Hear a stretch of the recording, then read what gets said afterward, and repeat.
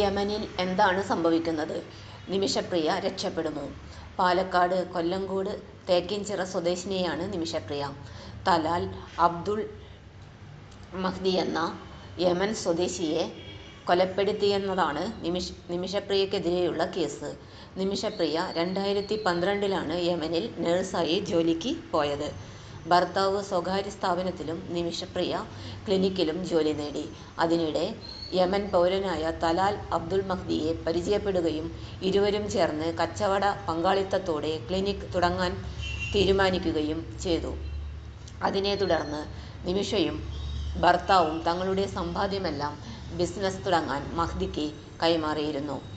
Clinic തുടങ്ങിയ ശേഷം Abdul Mahdi Nimisha Priya ഭാര്യയാണെന്ന് പലരെയും വിശ്വസിപ്പിച്ചു.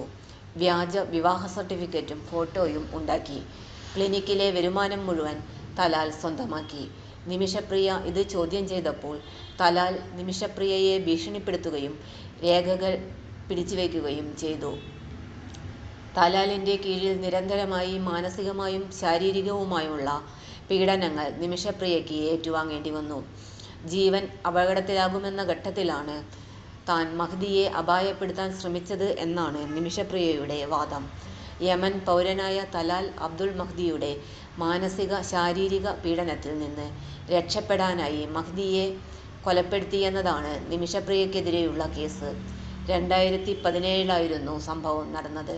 പുതുതായി തുടങ്ങിയ ക്ലിനിക്കിലെ സാമ്പത്തിക കാര്യങ്ങളിൽ തുടങ്ങിയ തർക്കങ്ങളും മർദ്ദനവും അകൽച്ചയും നിയമ നടപടികളുമാണ് മഹ്ദിയെ മയക്കുമരുന്ന് കുത്തിവെക്കുന്നതിലേക്ക് എത്തിച്ചത്. തലാൽ തന്നെ വഞ്ചിച്ച് ലക്ഷക്കണക്കിന് രൂപയാണ് തട്ടിയെടുത്തത്.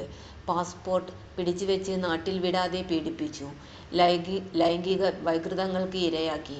തോക്കുചൂണ്ടി ഭീഷണിപ്പെടുത്തുകയും ചെയ്തു. മയക്കാനായി മരുന്ന് കുത്തിവെച്ചതാണ് മരണത്തിലേക്ക് നയിച്ചത്.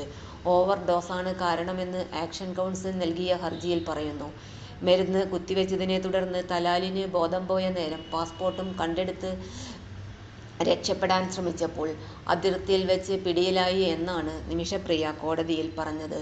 എന്നാൽ മഹ്ദിയുടെ മൃതദേഹം അവർ താമസിച്ചിരുന്ന വീടിന് മുകളിലെ ജലസംഭരണിയിൽ വെട്ടിനുറുക്കിയ നിലയിൽ കണ്ടെത്തിയതാണ് നിമിഷപ്രിയയെ കുടുക്കിയത്. മയക്കുമരുന്ന് കുത്തിവെച്ചതിന് ശേഷം സംഭവിച്ചതിനെക്കുറിച്ച് തനിക്കൊന്നും അറിയില്ലെന്നാണ് നിമിഷപ്രിയ കോടതിയിൽ പറഞ്ഞത്. യമൻ പൗരനെ കൊലപ്പെടുത്തിയ കേസിൽ വധശിക്ഷ വിധിക്കപ്പെട്ട് ജയിലിൽ കഴിയുന്ന നിമിഷപ്രിയയുടെ മോചനത്തിനായി അവളുടെ കുടുംബം മുട്ടാത്ത വാതിലുകളില്ല. 2025 ജൂലൈ 16 നിശ്ചയിച്ചിരുന്ന നിമിഷപ്രിയയുടെ വധശിക്ഷ നടപ്പാക്കാൻ മണിക്കൂറുകൾ മാത്രം ബാക്കി നിൽക്കെ ശിക്ഷ മരവിപ്പിച്ചുവെന്ന് സ്ഥിരീകരണം യമനിൽ നിന്ന് പുറത്തുവന്നത് വീണ്ടും പ്രതീക്ഷകൾ ഉയർത്തുന്നു.